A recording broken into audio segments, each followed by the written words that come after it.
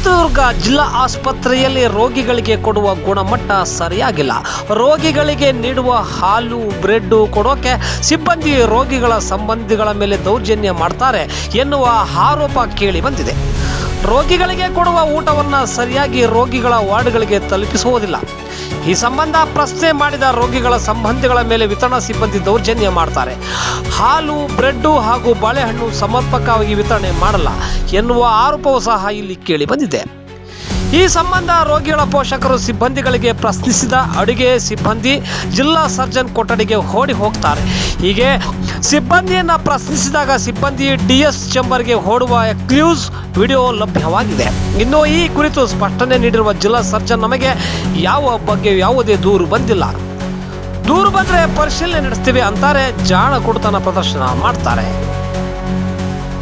ಈ ಕುರಿತಂತೆ ಚಿತ್ರದುರ್ಗ ಜಿಲ್ಲಾ ಸರ್ಜನ್ ಡಾಕ್ಟರ್ ಎಸ್ ರವೀಂದ್ರ ಅವರು ಮಾತನಾಡಿದ್ದಾರೆ. ಅವರು ಏನು ಮಾತನಾಡಿದ್ದಾರೆ ಕೇಳೋಣ ಬನ್ನಿ. ರೋಗಿಗಳೇ, ಜಿಲ್ಲಾ ಆಸ್ಪತ್ರೆ ಚಿತ್ರದುರ್ಗದಲ್ಲಿ ಬೆಳಗ್ಗೆ 7ರಿಂದ 8 ಗಂಟೆಗೆ ಕಾಫಿ ಅಥವಾ ಹಾಲು ವಿತರಣೆ ಮಾಡಲಾಗ್ತದೆ. ಮಧ್ಯಾಹ್ನ 11ರಿಂದ 12ವರೆಗೆ ಊಟ ಅಲ್ಲಿ ಅನ್ನ, ಕಡಲೆಕಾಳು ಪಲ್ಯ, ಬೇಳೆ, ತರಕಾರಿ, ಸೊಪ್ಪಿನ ಸಾಂಬಾರು, ಬಾಳೆಹಣ್ಣು ಕೊಡ್ತಿದೆ. ಮತ್ತು ಸಂಜೆ 4ರಿಂದ 5 ಗಂಟೆಗೆ ಕಾಫಿ ಅಥವಾ ಮಿಲ್ಕ್ ಕೊಡ್ತಾರೆ.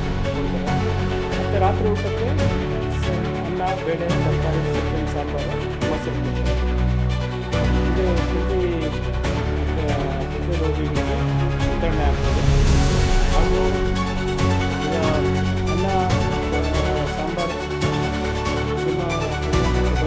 ಕೆಲವರು ಇಮಿಡಿಯೇಟಾಗಿ ಆಪರೇಷನ್ ಆಗಿರೋರಿಗೆ ಹಾಲು, ಬ್ರೆಡ್ಡು ಊಟ ಬೇಡ ಅನ್ನೋರಿಗೆ ಹಾಲು, ಬ್ರೆಡ್ಡು ಪ್ರತಿ ಸಲ ಕೊಡಲಾಗುತ್ತೆ. ಊಟ ಬೇಡ ಅಂದರೆ ಪ್ರತಿ ದಿವಸ ಇದು ಥರ ನಡೀತದೆ.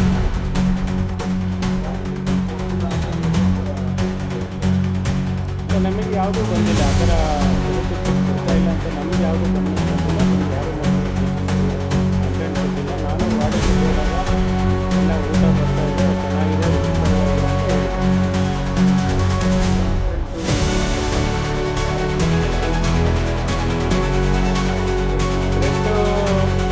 ಪ್ರತಿ ಬೆಳಿಗ್ಗೆ ಹಾಲಿನ ಜೊತೆ 113 ಗ್ರಾಮು ಬ್ರೆಡ್ ಕೊಡ್ತಾರೆ.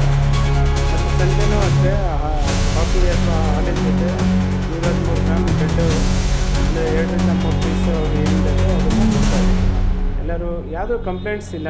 ನನಗೆ ಯಾರು ವಾರ್ಡಲ್ಲಿ ಹೋದಾಗ ಯಾರೂ ನನಗೆ ಕಂಪ್ಲೇಂಟ್ ಮಾಡಿಲ್ಲ. ನನಗೂ ಇಲ್ಲಿ ಬಂದು ಯಾರೂ ಕಂಪ್ಲೇಂಟ್ ಮಾಡಿರಲಿಲ್ಲ.